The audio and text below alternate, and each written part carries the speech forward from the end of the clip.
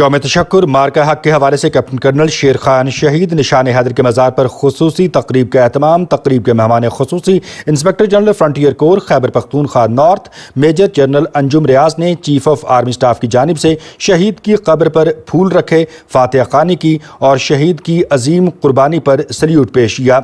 इस मौके पर पाक फौज के चाको चौबंद दस्ते ने शहीद के मज़ार पर गार्ड ऑफ ऑनर भी पेश किया है। मेहमान खुसूसी ने मेहमानों की किताब में शहीद को खराज तहसीन पेश करने के लिए भी अपने तासुरात कलमबंद किए हैं। यौम तशक्कुर मार्के हक के हवाले से पूरे पाकिस्तान में तकरीब का सिलसिला जारी है, जिसमें शहदाए पाकिस्तान को खुसूसी तौर पर खराज तहसीन पेश किया जा रहा है। इस वक्त आप टेलीविजन स्क्रीन पर देख सकते हैं कि मेहमान खुसूसी मेहमानों की किताब में शहीद को खराज तहसीन पेश करने के लिए अपने तासुरात कलमबंद कर रहे हैं। इम्तहान और आजमाइश की हर घड़ी और हर मौके की तरह इस वक्त भी अल्लाह ताला की खुसूसी मदद अहले हक अहले पाकिस्तान के साथ शामिल हाल रही। पीटीवी न्यूज़ से यह थी ताज़ा तरीन। हर वक्त बर वक्त। Our exports beyond textiles into IT, food processing, pharmaceutical, minerals, creative industries, blue economy, and export of human manpower. Build value chains through special economic zones under China-Pakistan Economic Corridor and regional connectivity through the Central and West Asian corridors. Simplify trade regimes, reduce regulatory bottlenecks, and improve logistics performance. And we also look forward that to our eastern neighbor, that instead of fighting military wars, they will think of economic cooperation in South Asia, which continues to deny this region of the world opportunities of development and prosperity of its people. South Asia is one of the least regionally integrated regions in the world. So we don't need to fire missiles on each other. We need to give better schools, better hospitals, better job opportunities to our young population and be a very progressive and prosperous region of the world. So I hope they can realize this. Unfortunately, we have a situation where they have even weaponized water. So that's something that will not take us on the path of regional cooperation. We see a pivotal role for our partners here in technical assistance for trade facilitation, infrastructure investment, and enabling regional cooperation frameworks. 2. E-Pakistan embracing the digital revolution. Digital transformation is the oxygen of modern economy. We have launched E-Pakistan initiative, and through this we want to digitize government services for better governance and accountability, expand broadband and digital literacy to underserved areas, enable youth entrepreneurship and remote work through IT parks and freelancing platforms. Pakistan's IT exports already exceed $2.5 billion and have the potential to grow exponentially with the right ecosystem. We invite development partners to support us in building digital infrastructure, nurturing talent, and safeguarding cyber resilience. 3. Equity empowerment, putting people at the center. We cannot speak of development without speaking of inclusion. Our third pillar focuses on leaving no one behind.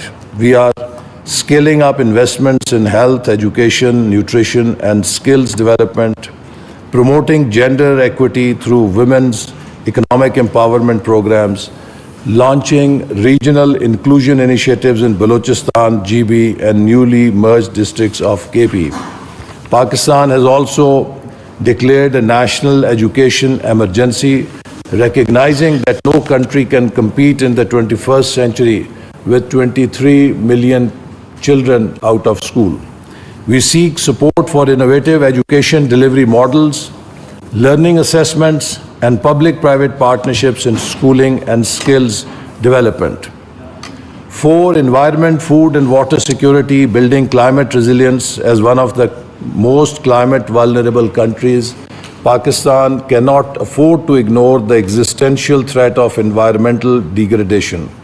The 2022 floods were a tragic reminder of our fragility, and I must say that we all worked together in that moment of crisis that our nation faced, and we acknowledge the support that our development friends extended at that time. Our 4th E emphasizes building resilient infrastructure and early warning systems, promoting sustainable agriculture and water conservation, investing in renewable energy and climate-smart cities, and also ensuring water and food security for future.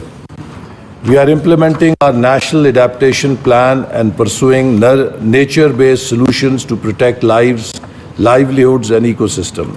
This is an area where we particularly look to the international community for climate financing, technology transfer, and capacity building under principles of climate justice.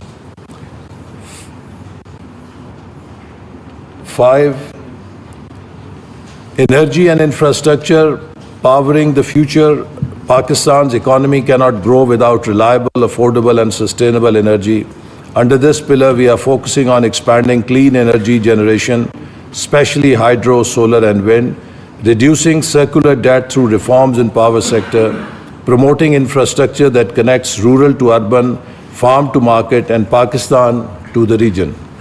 Our infrastructure priorities are guided by rigorous planning and cost-benefit analysis to ensure value for money and development impact. We welcome joint investment and blended financing models in energy, transport, and water infrastructure.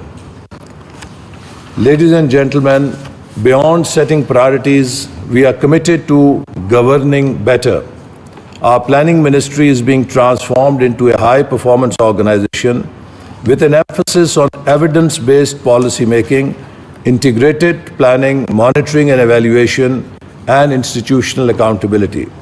The government has also initiated reforms in public financial management and procurement, a roadmap to improve the ease of doing business, and a strong focus on domestic resource mobilization.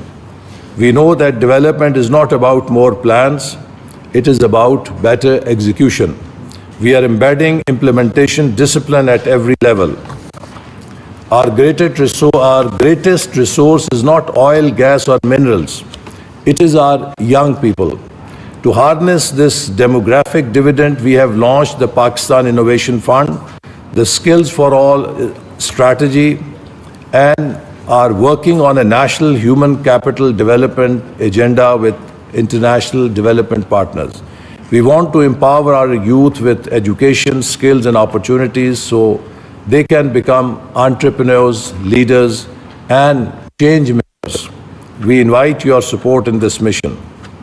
As we look into the future, we seek to recalibrate our development cooperation model from donor-recipient relationship to strategic partnerships based on mutual priorities and co-creation. We urge our partners to align your country's strategies with Pakistan's 5 E's and Vision 2047. Provide predictable and flexible financing for long-term development needs. Support knowledge and innovation exchange, especially in frontier sectors. वज़ीर ख़ारजा के हवाले से तो वहाँ से 10,000 मजीद कोटा दिया गया और इनको 48 घंटे दिए हुए थे कि कंपनीज को जो मुनज़्ज़मा है उनको को पैसे जमा करें, जिन्होंने पैसे जमा कर दिए तो इस तरीके से तकरीबन 25-23 हज़ार लोग जो है वो पैसे जमा कर चुके थे। इसके बाद कोई उन्होंने डेट एक्सटेंड नहीं की। अभी तक सूरत हाल ये है कि हमारे तकरीबन 1,15,000 तकरीबन हाजी सरकारी और प्राइवेट सेक्टर से उनको इजाज़त मिल गई है और इसके साथ ही बाकी जो प्राइवेट सेक्टर में जितना भी है जो एक कन्फ्यूजन भी फैलाई जा रही थी کہ حکومت نے اس کی طرف مطلب ہے ان کو بر وقت اطلاع نہیں دی گئی. یہ پورا ریکارڈ ہے ہمارے پاس اور اس میں ڈیٹ وائز ان کو لیٹر بھی لکھے گئے کہ آپ اس تاریخ تک یہ آپ نے جو رقم جو پروسیجر اس کے مطابق جمع کرائیں اور جو ٹائم لائن جو سعودی حکومت نے دیے تھے اس پر آپ کلیئر کریں تاکہ ہمارے حاجی جا سکیں.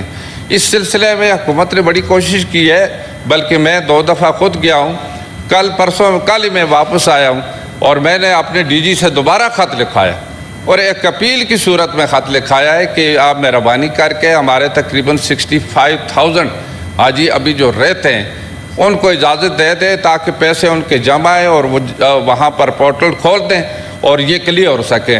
اب اس کا کوئی جواب نہیں آ رہا. یہ صرف پاکستان ہی کے لیے نہیں میڈم، یہ ساری جو ہے یہ پوری دنیا میں تقریباً میری اطلاع کے مطابق کوئی 3-3.5 لاکھ لوگ ہیں جو مختلف ممالک سے ان کو ابھی تک اجازت نہیں مل سکی. اس سلسلے میں حکومت نے بڑی کوشش کی ہے اور ہم اس سلسلے میں لگے ہوئے تھے اور وہاں جو لیٹر بھیجے ہمارے پاس ریکارڈ ہے. ٹھیک منسٹر صاحب، آپ فارن منسٹری کے ساتھ کام کریں اس پر. اور جی ہم نے فارن منسٹری کے ذریعے جو 10,000 کوٹا ہمیں ملا ہے. جی میں نے سن لیا آپ کی بات. آپ پلیز اس کا حل ڈھونڈیں حکومت کے ساتھ مل کے. جو 65,000 آپ کہہ رہے ہیں حجاج کا پھر پیسے کا بھی ہوا. وفاقی وزیر مذہبی امور سردار محمد یوسف سینٹ اجلاس میں پالیسی بیان دے رہے تھے. ان کا کہنا تھا کہ حجاج کرام کو سہولیات کی فراہمی کے لیے کوشاں ہیں، واجبات مکمل کر کے اجازت نامے کے حصول کے حوالے سے بھی کام کر رہے ہیں. حجاج کرام کو سہولیات کی فراہمی اولین ترجیح ہے اور اس مرتبہ حجاج کرام کو سہولیات کی فراہمی کے حوالے سے مربوط اقدامات کیے گئے ہیں. وفاقی وزیر مذہبی امور سردار محمد یوسف سینٹ اجلاس میں پالیسی بیان دے رہے تھے. PTV نیوز سے یہ تھی تازہ ترین